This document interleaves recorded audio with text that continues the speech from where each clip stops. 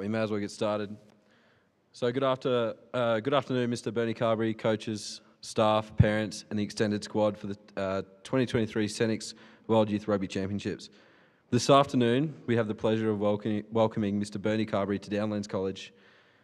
Mr. Bernie Carberry was for many years a member of the ASRU executive, the administrator of the ASRU, and our main connection with SANIX. He's still actively involved with SANIX and knows an immense amount about attending the tournament. Mr. Carberry has generously offered to assist Downlands College in their preparation. So before we invite Mr. Carberry up, I'd like to invite Cormac Wainwright for our prayer.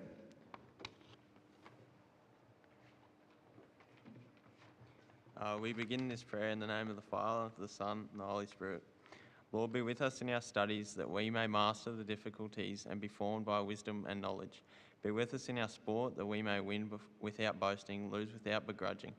Be with us in our leisure time that our pleasures bring us no shame, but rest to our bodies, peace to our minds. Be with us in the chapel that we pray and listen and worship and let you guide our lives. Lord, make us strong in faith, courageous to follow your call, true to you, to Downlands, to ourselves. For ours is the spirit of family and of true friendship, formed by kindness and understanding, by compassion and mutual forgiveness, by gentleness, humility and simplicity, by hospitality and a sense of humour. Amen. And Ethan Nicky for the welcome to country.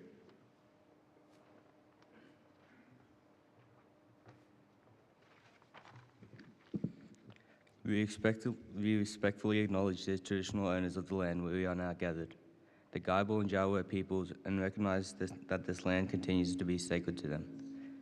We hail them as guardians of the earth and of all things that grow and breed in the soil, as trustees of the waters, the streams and rivers, the ponds and the lakes. We honour the games and cultural celebrations that have been taking place in this country for many thousands of years.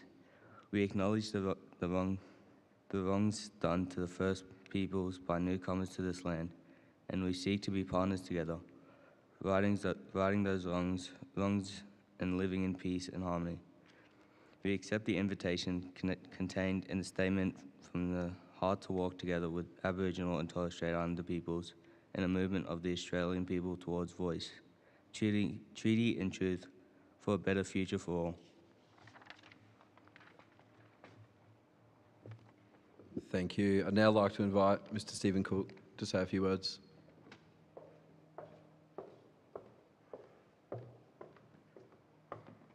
Thank you, Mr. Smith. Thank you, Cormac and Ethan. I would also like to pay my respects to elders, past, present, and emerging, and traditional owners of the land.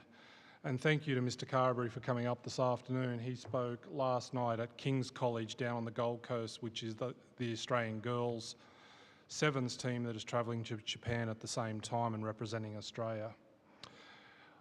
I would like to thank the ASRU, Australian Schools Rugby Union, because without them having confidence in Downlands and selecting Downlands to represent Australia, you wouldn't have this wonderful opportunity in front of you. It's something that hasn't presented itself lightly, and in saying that, I also thank Mr. Smith for the effort that he went to in nominating Downlands and collecting information to show the strength of our rugby program. So what's moving forward with this information and what Mr. Carberry will present very shortly to you is an amazing opportunity. But it is much more than about Downlands, it's about you representing Australia, and it's something you will hear, I'm sure, from Mr. Carberry about how you'll be referred to.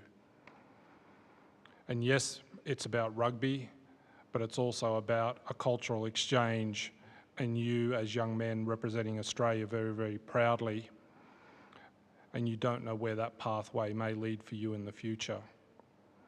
So please take on board the information you're shared this afternoon. I'm quite sure Mr. Carberry might even give you the opportunity to ask some questions and draw on his 18 to 20 years experience of attending the SANIX tournament. I would encourage you to do that so you're as prepared as you can be for what's in front of you. So thank you to Mr. Carberry and good luck as you move forward into this opportunity. Thank you.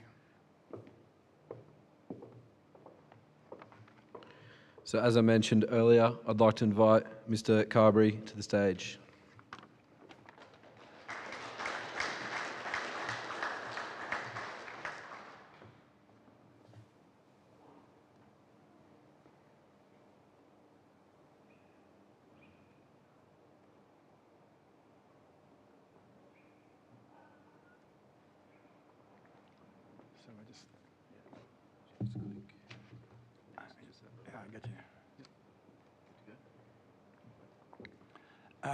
Good evening, all.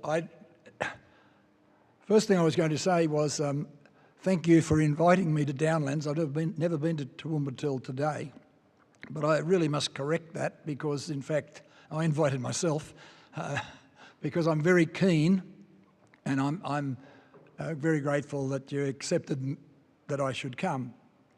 But I'm very keen because of my friendship through SANIX since 2001. That it go the right way. And I get the feeling straight away that it is going to go the right way.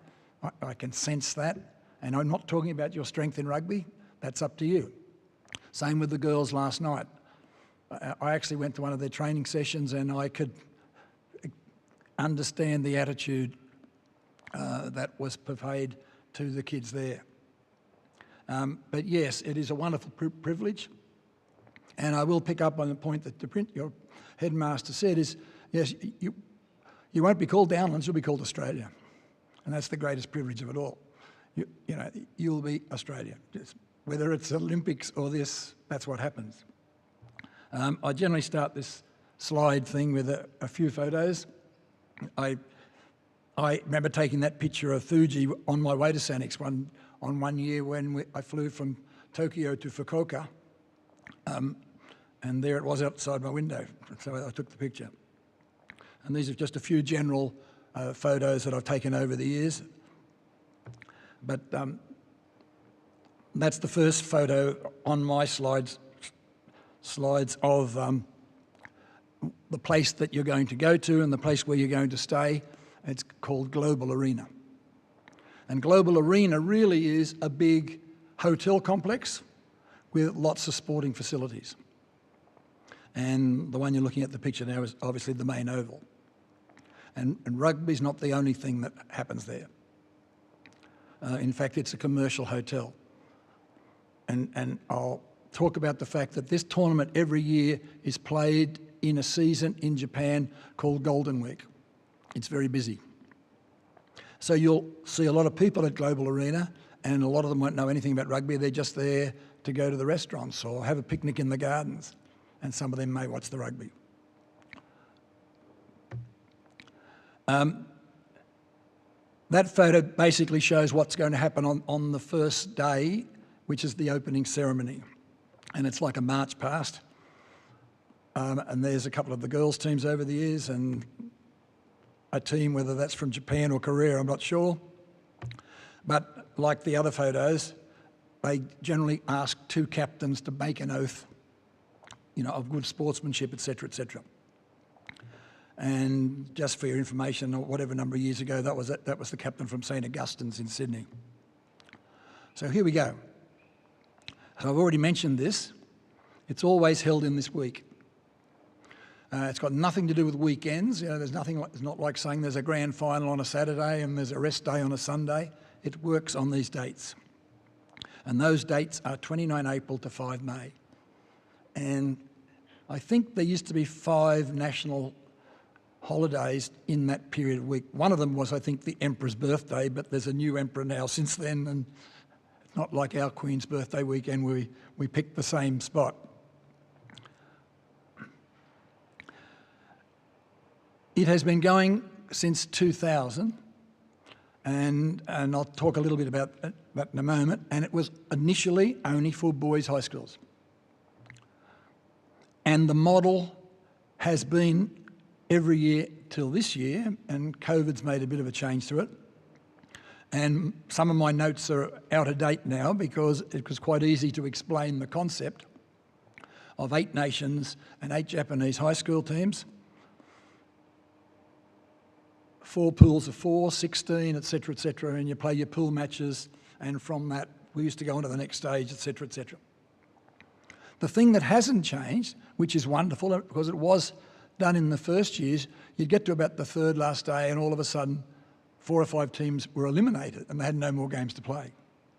But every game you play counts. It might be silly, but there's even a game for when there were 16, you know, the bottom 2 play off and one at the end of the tournament is called 15th, and unfortunately another one's called 16th. And again, I'm not talking out of school. Very often the country with the school that came 16th wasn't a Japanese school, it was normally the Koreans. And I'll talk about the history of the man who owned this tournament or set it up. He had a great business partnership with Koreans and made a lot of friends, and basically they invite Korea every year. Now, I don't know what's happening this year. So the Japanese, in theory, and the number's wrong there now, this year it's going to be 6, but you get the idea. They have their own tournament to select their Japanese high school teams. Over the years, when this first started, it was quite pressure on us on the school's rugby, because the idea was that they would ask us, can you send us your best Australian schools team? Well, we don't have a formula for that in Australia. The Kiwis do. And the Kiwis over the years have a national title, and they made it the rule for that. If you won that title this year, next year you went to SANIX. Now, a little problem with that, of course, is the team the following after could be hopeless, you know, and not many repeats in it, or not many kids from year 11 who were around the next year, etc. Or some of them were too old, but that's the way it goes. Again, I make the point that the invitations actually come from the top level. There's letters, I generally get copied them, because when Australian schools were sort of given permission to run it, but the invitations come from the Japan Rugby Union to the Australian Rugby Union, or the New Zealand Rugby Union, or the South African Rugby Union. So the same thing applied. So they've asked, and that's basically why I'm here, even though I'm not really on that committee anymore, but I'm basically on the subcommittee helping with SANIX. Again, a bit of the history. Every year it's been on, Australia has been invited, New Zealand has been invited, South Africa has been invited. I noticed this year there's going to be no South African team. However, I think you've got to put up with 2 Kiwi teams. Again, because they've had trouble, the invitations, again because of COVID, they've been putting it off and putting it off. And I was telling some of the teachers earlier, we used to get our invitation in the middle of the year and we're told, can you select the team by September? Well, I think we only got asked in September and given about 3 weeks to find a team, and here you are. England are now very strong, and I always like to tell people the history of this. When I first went to this, an official from the England Schools Rugby Union was invited, and he said we could never send an English team because that period of time called Golden Week coincides with the A-levels in England. Since then, English education has changed and there are senior high schools, and I make the point there now, there are senior colleges which cater for sports scholarships and all that sort of thing, and trades and so on and so on. And some of them, in their programs, have rugby administered by senior clubs. And there's an example. Exeter College has been a few times, and the equivalent of a Super Rugby team down the world is Exeter Chiefs. So very professional, very organised, etc. And there's a list of other countries over the years. And I've got Korea down the bottom. It's actually interesting to notice the last 3 or 4 years, Russia's been there. I doubt whether they got invited this year. But, you know, in fact, the last time I was there, the Russian team beat St Edmunds from Canberra, and St Edmunds from Canberra would be considered one of our top schools. Not that particular year, but that's the way it went. So there's sort of a brief history of who's been before. Australia has only won it twice, and ironically, that's 2 years I was never there, so I'm a bit of bad luck, sorry. Just going through the gap there in 2011 was the tsunami, and the team that we selected at the last minute, their principal wouldn't let them go. And I'll speak a bit more about the army in a moment. In 2017, we didn't get a nomination, which was sad, but that's the way it went. You will notice there that some schools have been a couple of times. And certainly our attitude has been that we prefer a new school to go every time because it's such a wonderful experience. So I'm not out there to pick a school that's going to win it. That's not my job. On the other hand, it's a very high standard event, and we have had schools in the past nominate, and we've had to say, I guess, hush hush to ourselves, look, they're not up to it. There's not much use sending a school over there that has and no fault of theirs, have a relatively weak rugby program with relatively few numbers, and if they go over there and get beaten 50 to 80-0 each time, that doesn't help anyone. All right, so as I said, I was mainly talking about how it used to be. This year, and you know more about it than I do in a way because you've probably read what it's going to be, there's going to be 12 teams for the boys, 6 Japanese, and I think they've been fighting out as we speak who those 6 teams are going to be, and 6 foreign teams. And only about 10 days ago I was talking to my friend Toshi over there, and they still haven't got all the 6 foreign teams. I'm sure they'll get them. You'll find in your program now there are 3 rest days, and that's sort of an edict from the Japanese Rugby Union about rest and so on between matches. The other thing is the place that you stay in, whilst I said it's like a big hotel, it's basically 2-storey dormitories. And in each of those dormitories, they used to have 2 teams, one upstairs and one downstairs. And again, I think this is a COVID thing. So I don't exactly know what the COVID regulations are, but I think you're going to find there's going to be a lot of mask wearing still. I'm told by my friend over there that the Japanese are going to relax their regulations in Japan, and I think he told me 8th of May, which is after Golden Week, in other words, after their big holiday. Because during that holiday time, that's when there's a lot of travel. Quickly about the girls. And I like to tell people this, the generosity of the Japanese is such that they wanted to bring in girls 7s. And, again, for cultural and obviously educational reasons, the girls aren't housed where you are. So what does that mean? That the organisation called SANIX pays board in nearby motels, or what they call business hotels. And they're very good, and that's the sort of place that I often stay in too, in the past. But it's an extra expense to them. So the first year an Australian team went was the Sunshine Coast team, which wasn't a school. They wrote to the Rugby Union picked that team, which is a rep team on the Sunshine Coast.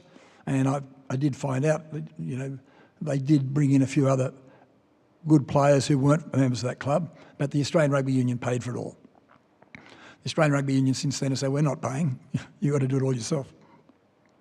So there's the schools that have been Brisbane State High, who didn't make the last 4, Arranmore College from Western Australia, and in fact, I didn't go and talk to them, and that year I wasn't at that tournament.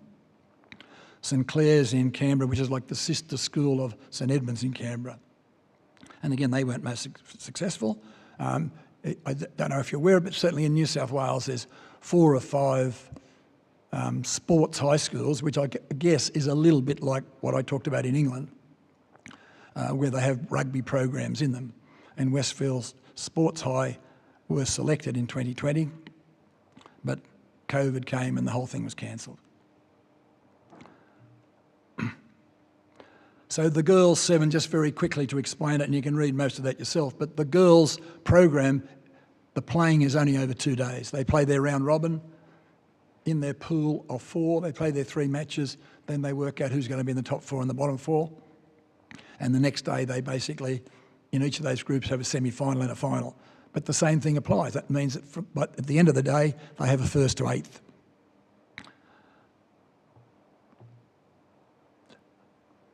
So I guess I'm repeating myself about the wrong stuff. There used to be 16 teams, 8 foreign teams, and those rest days. So that's the point I was making. Now, I do like to refer to this map because if you've never really ever looked at it before, you'll find Tokyo. Have you all found Fukuoka? Incidentally, most of us say Fukuoka. When I'm over there, I say Fukuoka because that's the way they pronounce it. It's in the South Island. So I guess you are flying into Tokyo? Yep, most teams do. The girls are doing the same thing. They're actually coming direct from the Gold Coast to Tokyo, and then they're having a couple of days in Tokyo before they go down to Fukuoka. So Global Arena is about a 40-minute drive from that city. I think it's less than an hour. While you're looking at the map, and I'll put it up again, you can see Nagasaki, you can see Hiroshima, and those two names I'm sure everyone knows something about. Now, I always get this question. SANIX is just a big corporation, just like it's not Toyota, they don't make cars, but it is a very big corporation. And it had nothing to do with sports. Just like, if Toyota have a rugby team, that company didn't start to play rugby, but they started a professional rugby team. SANIX in a way was the same, but I've just got a few things up there about what they do. And I had to ask, I had a bit of an idea, but my friends over there told me all those things there. Some they probably do more importantly than others, and some of them they may have even dropped out of. And there's a few others. And that word is sake, which is an alcoholic drink. I guess it's the equivalent of a whiskey that it's made over there. But that third one there is this place called Global Arena, which I said is basically a big hotel with lots of grounds. And involved in that, and it's only one little office, is a room there which I'll point out to you. In that door there's 3 desks and it runs the Sports Foundation. The sad thing is only in the last few months the professional rugby team folded.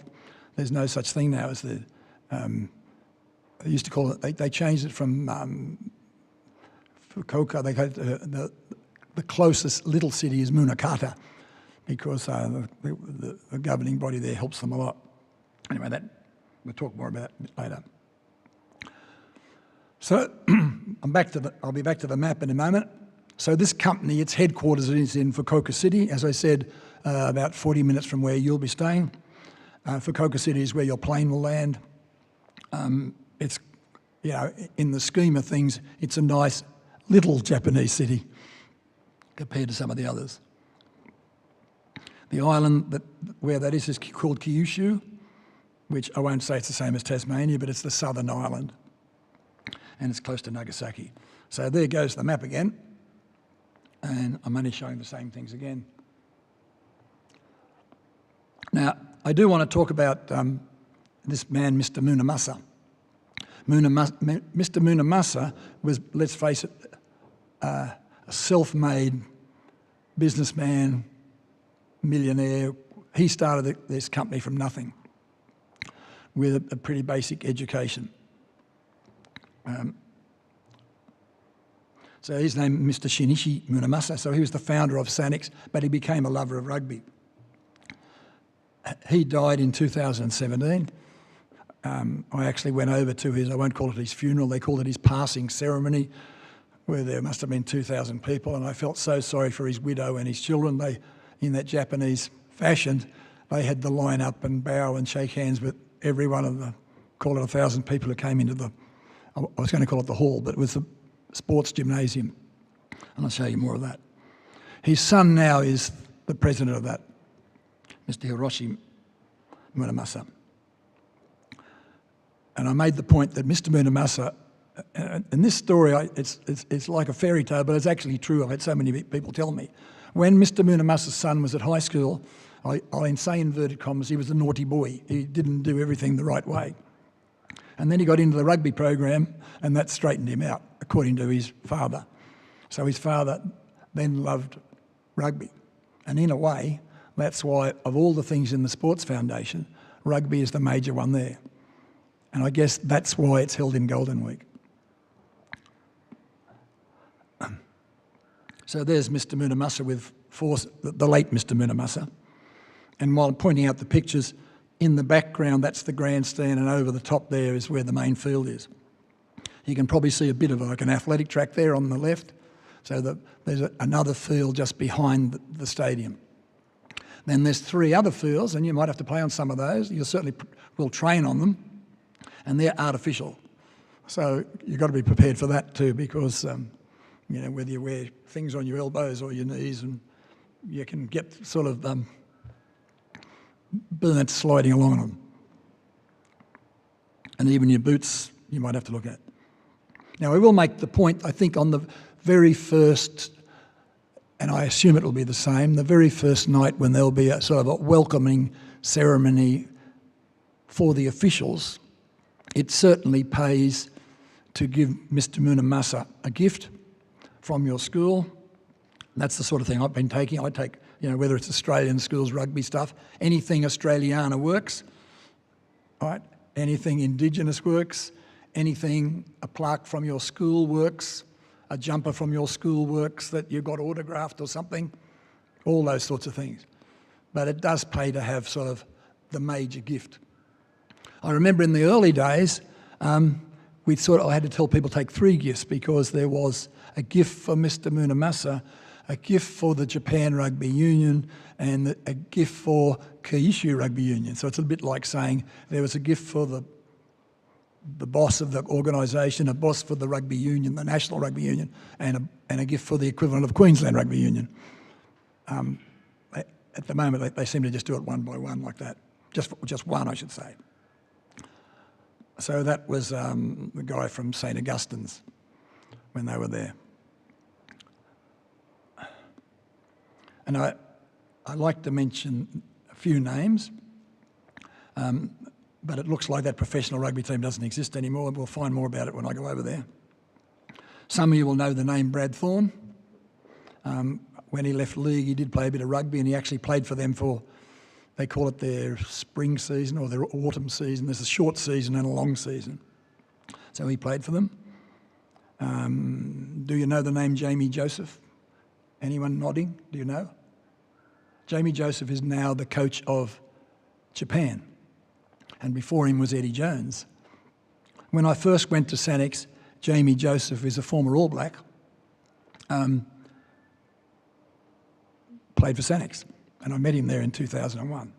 He won't remember me meeting him, but I'll talk a bit more about him again, about how faithful people are to their organisations there. Incidentally, last night, the director of rugby coaching at King's, the girls' school I was at last night, is his first cousin. He said, "Oh, my cousin's Jamie Joseph," and a lot of Kiwis say they got cousins. I said, "You mean you're a real cousin?" He said, "Yeah." They literally are first cousins. Scottish band. Mr. Munamasa loved Scottish music. So every year, I assume there'll be no exception, they invite a Scottish band out to entertain you, but they go away to the city and entertain people, and it's part of their program, of course. So if you do live at Global Arena, and you might get sick of bagpipes practising at 7 o'clock in the morning outside your window. But it's wonderful music when they march and so on, and they'll be used in that initial march past. I make this point. The whole idea that Mr. Munamasa set this up was not to be the best in the world or anything. It was to improve Japanese rugby, and it certainly has. I've got a book over there which I might actually leave, and you can bring it back and give it to me, but it's a history of the first 20 years of this tournament. And they did it better than I did, because every now and then people say, "Oh, did any Wallabies come here? Or any All Blacks come here?" Well, them being so organised, they look through every name and they've got them listed in that, what countries they've played for. And some of them, like even there's young bloke there, say, "Oh, I actually taught him. I've forgotten he was a Wallaby." You forget these things. Same thing with the girls' sevens. That's why they brought it in. And ironically, the girls' sevens program in Japan is probably, I won't say they're better than New Zealand, but they've been doing it for as long as, it's part of what they do. They're very organised about it. So that's why Mr. Munamasa, I believe he got some sort of government grant or some sort of tax concession, and it sort of reminded me when I was last night down at King's College on this. That school's not very old too, but I could tell how they just cut out the soil and knocked over a few hills and flattened the place down, and that's what Mr. Munamasa did there. And I'll show you some pictures in a moment of the hills behind the playing fields, and they're all trees, but I can remember in 2001 they looked like rocks and rubble, and only within the last 18 months before I was there that they built the place, I think. So it's developed. I had to get advice on this because I knew they ran other sports and other tournaments. I will say rugby's the biggest, but they do play those sports too. In fact, at the end of 2019, I was over there just for a couple of World Cup matches, 2 quarterfinals, and I stayed at Global Arena, and European handball was being played. I'd never seen it before in my life.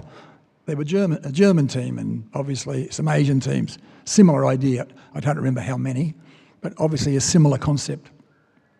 And they were playing in the main gymnasium. So there's a picture of a very big gymnasium at Global Arena, and you can sort of see the hills and everything behind it. And you can probably see on the left of that how things were cleared and things levelled out. To put that building there would have been a lot of clearing. This next picture is a picture that I pinched off one of their programs or one of their booklets there. If you look closely at that, most of those buildings in the foreground are what I would call, it was designed more like not a Japanese hotel, an English hotel. It's like an English garden in there.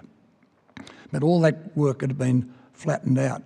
If you look over on the right, you can see the main oval, and then behind it, that other oval I was talking about, and back up in the right-hand corner is the start of those 3. They're perpendicular to the other ones.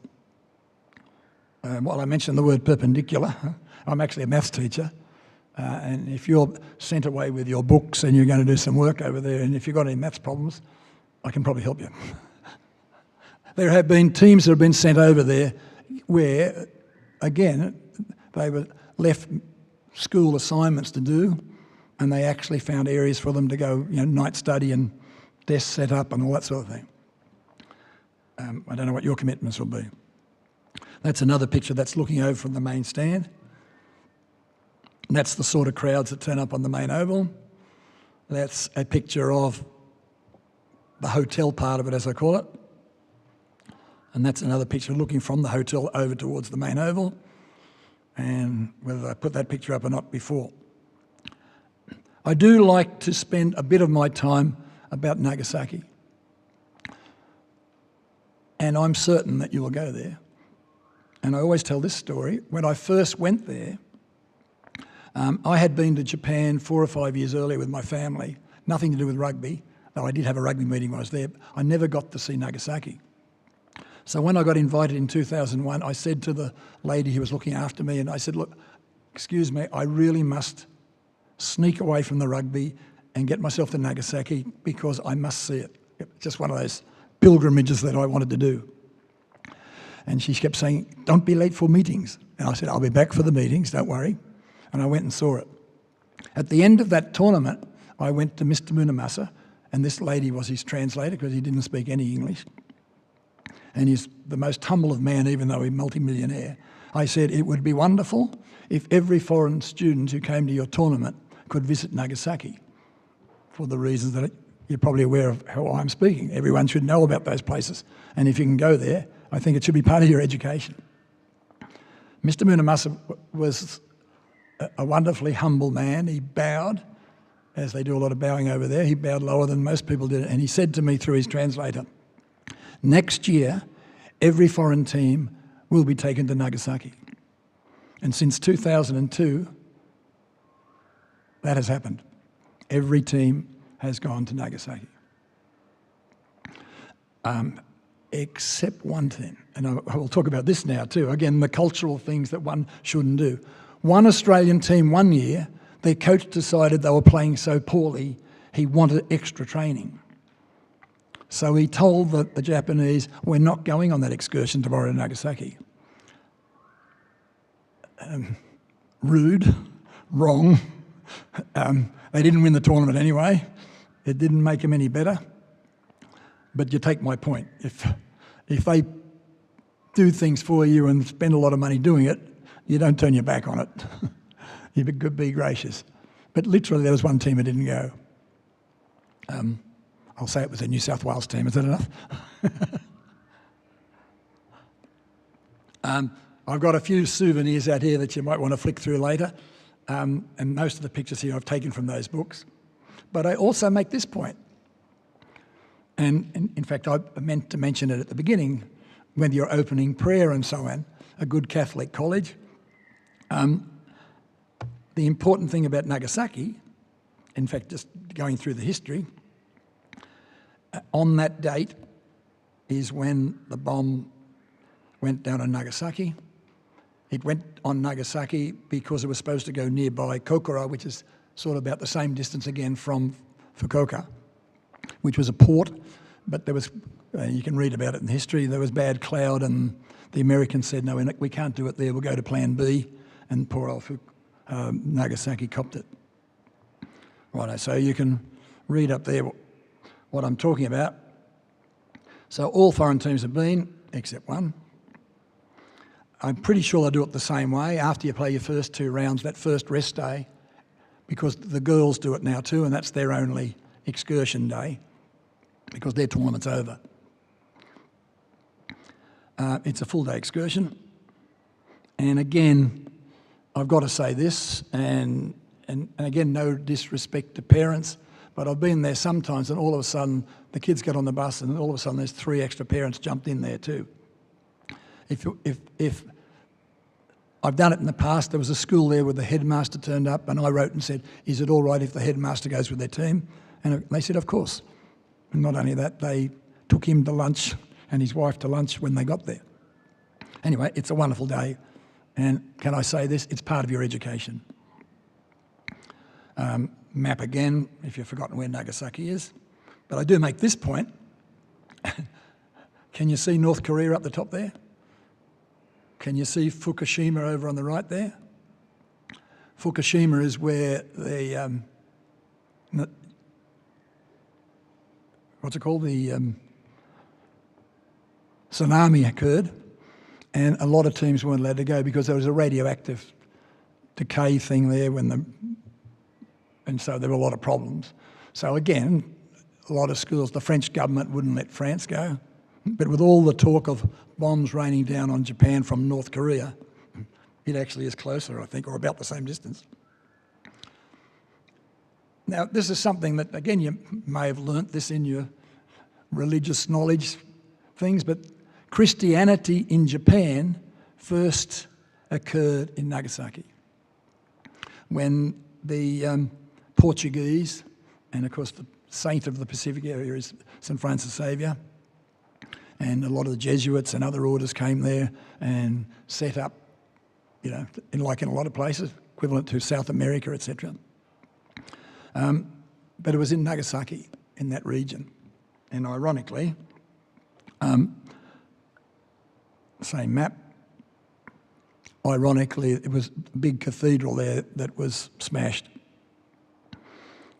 Right, etiquette in Japan, and it's this business about bowing. If you feel awkward about bowing, you don't have to if you don't want to, but normally just as an acknowledgement, they will bow to you, you bow back. You know, you find this on the rugby park, and I don't know whether you're aware of it. If you ever even watch Japan national teams or Japan when they're in the Super Rugby, if a player gets replaced and leaves the field, he will turn back to the field and bow at the field.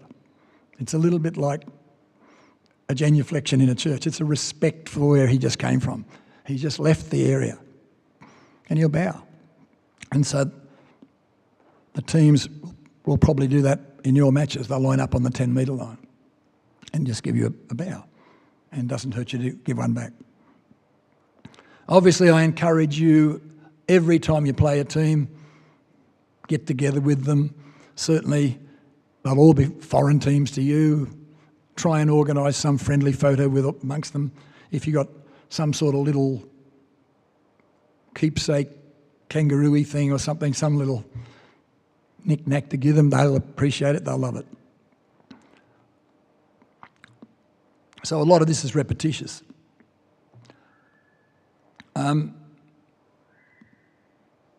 I do want to mention the point about their manners things, and that area there is where you will have your meals when you're at Global Arena. It's basically a cafeteria. All the teams will have breakfast there. Sometimes you'll have lunches in lunch bags, but all your breakfasts will be there. And your team will be given a certain time to be there.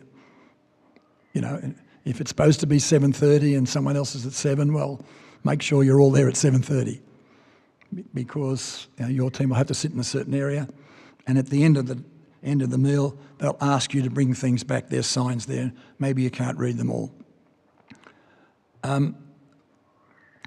I've forgotten what night it is, but they call it the party, and I think it's when the girls, they've just had their second match and they're all finished.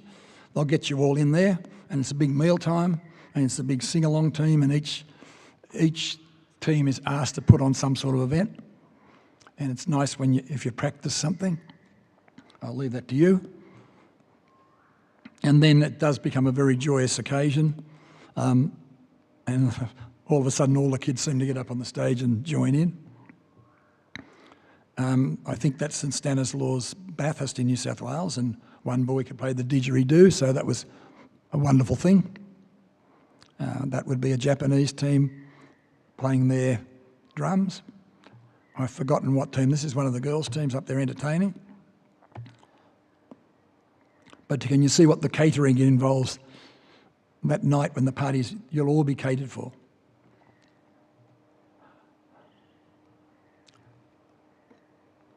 Now, just talking about myself, as I said, I haven't been every year since 2001, but I've been to quite a lot, most of them. And I've been their guest. And I've made a lot of friends there. And they are most sincere. And I guess this is the point, what I'm getting about my whole talk is, you're not going to shame me if you lose a match. I'll be very happy if you win matches. I don't want to claim glory if you win the event. It's got nothing to do with me. But I'm certain that you'll never forget this. It'll be part of your memory for life.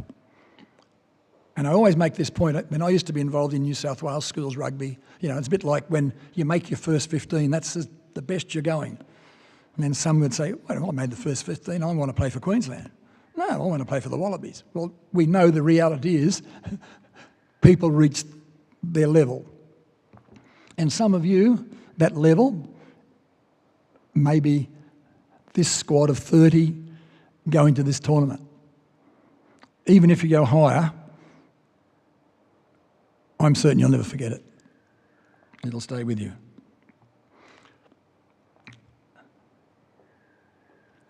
So it is a chance to pick up on the Japanese culture. It's a chance to mix, do your best. Those words there, they have great standards. I've got great respect for the Japanese. I certainly make this point sometimes. It's a bit like we've got criminals too there. That's life. But all the people that I've ever met have great respect. I have great respect for. So you'll see things which are different to you. It doesn't make them stupid or weird. They're just different. That's like what I mean by bowing to the field. That's something that I'm not saying you should do that. It's not your culture. Don't do it. But enjoy the differences.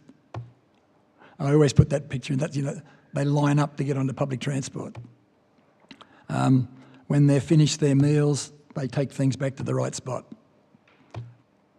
That was the St Edmunds from Canberra, where quite a few parents went.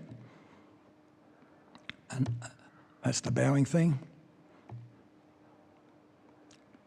So you are representing Australia. It's a great opportunity. You are in a different culture. So I guess there's some responsibility. Here we go.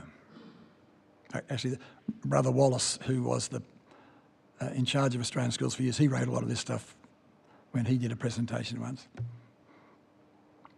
But it doesn't pay to get upset with the referees over there. Just mix, do the best you can, do your best with your English. If you can learn a few words of Japanese, try it. You may be shy, just do your best. A lot of them are shy too. And these are a bit corny, but if you do get into a conversation, there's plenty of things you can talk about.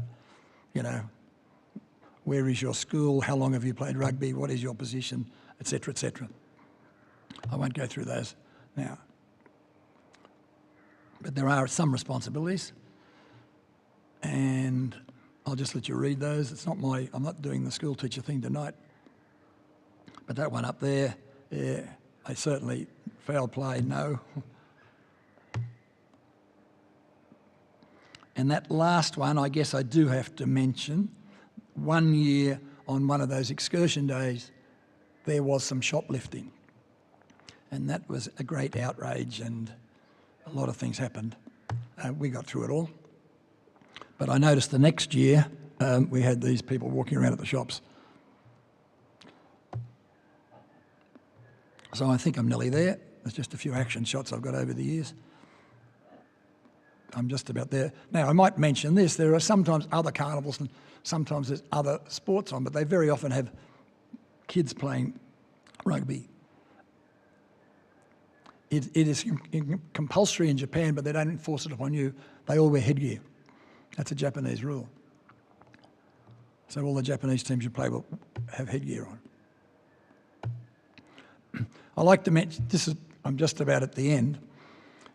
I told you I went over to the Rugby World Cup in 2019. I saw 2 quarterfinals on the island of Kyushu, but I saw the last round, which was Japan playing Scotland, which is the best rugby game I've ever seen in my life. The Japanese won it. They made it through to the quarterfinals. So what did they do at the end of the game? That whole squad went down to each dead ball line and each sideline to bow to the 30,000 people or the 50,000 people or whatever number of thousand people that were there. That's what they do. They wanted to acknowledge the crowd. And this picture is a wonderful one to me. The last night that I was at Global Arena, it was the day I went back to Australia after the quarterfinals. The tall man up the back there is Jamie Joseph, the coach of Japan, who I said 20 years before used to play for them. And probably 2 or 3 years more after that, I can't recall now, but he came down to SANIX the day after Japan lost in the World Cup. He came down there to be acknowledged by the SANIX people who he had a great love with. So most of those people in that picture, I know some of their names, and in fact, next to Mr. Jamie Joseph is young Mr. Munamasa holding the jumper. Man down the front with the striped tie is the man who's been writing your letters, Toshi. He's basically the organiser of the whole thing now. The man next to him in the blue tie was almost a boy, childhood friend of Munamasa, that when Munamasa was successful, he gave him a job. So he's now the driver, the major driver for their car. The man over on the other side, on the left, he's the manager of Global Arena. So they've been lifelong friends of Mr. Munamasa. And that's it. Thank you very much. It's just a bit of a...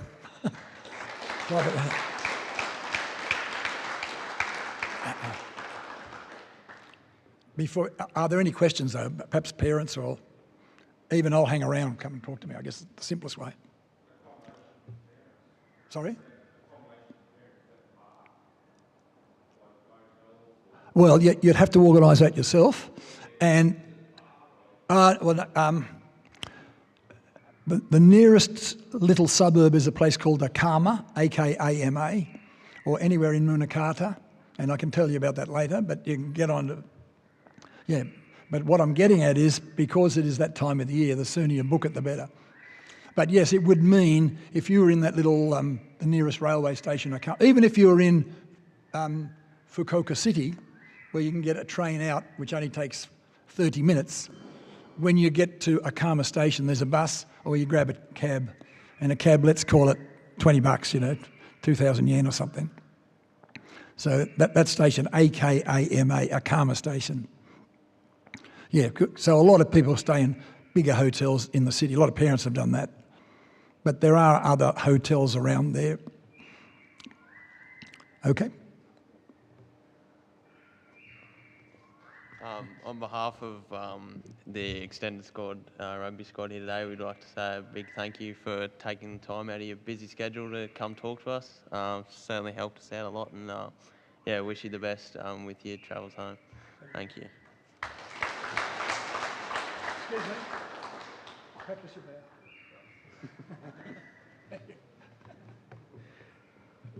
Again, I'd like to echo that thank you, not only on behalf of the extended squad, but also Downlands College. I know as staff and coaches, we've got a lot from that, and we'll use a lot of that information in our future information sessions leading up to the tour. So again, can we please put our hands together again for Mr. Carberry?